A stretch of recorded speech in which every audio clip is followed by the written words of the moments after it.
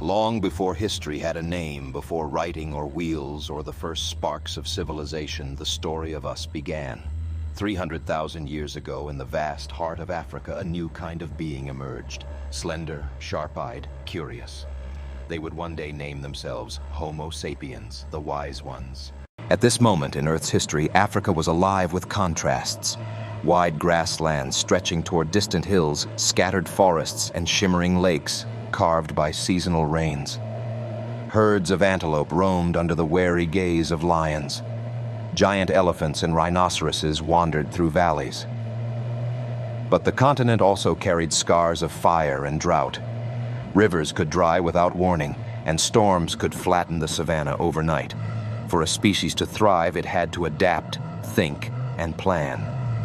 The climate shifted often, swinging between wet and dry periods.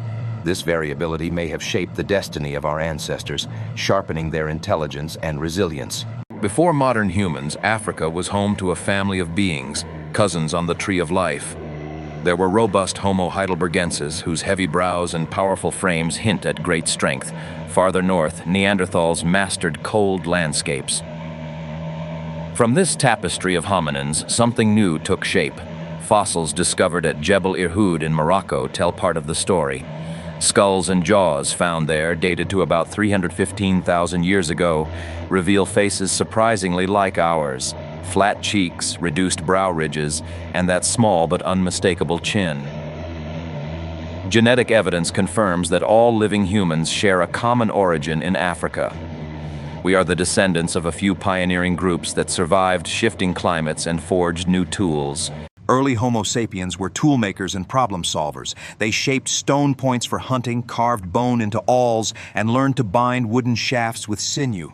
Fire, already mastered by earlier species, became an art. Flames, carefully tended, used to harden spear tips to warm cold nights and to cook meat for easier digestion. Their communities were small, bound by cooperation. Around campfires, they likely exchanged gestures, sounds, and stories, the beginnings of language. Archaeological sites show pigments such as red ochre, hinting that they decorated bodies or objects. Art, in its earliest whispers, was stirring. Life was precarious.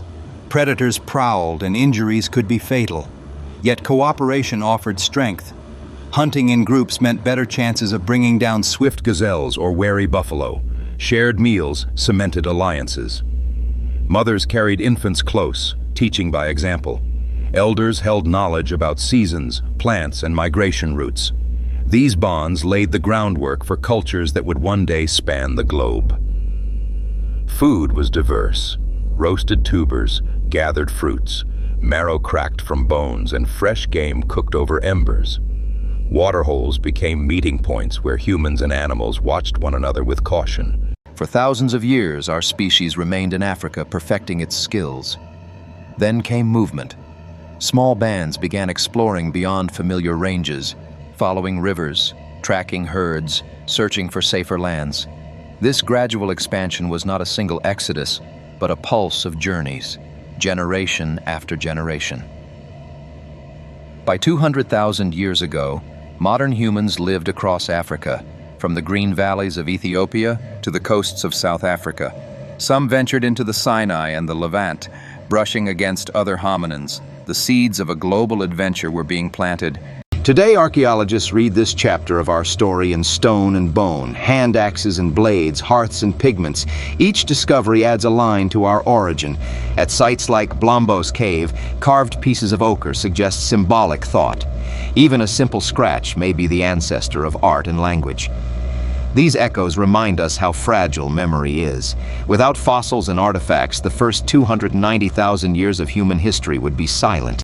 From their endurance and ingenuity, we inherited curiosity, creativity, and the drive to explore.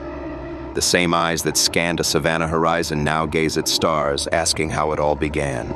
Their legacy lives in our hands as we shape tools of silicon and steel, and in our hearts as we tell stories, just as they once gathered around fires, passing wisdom to the next generation.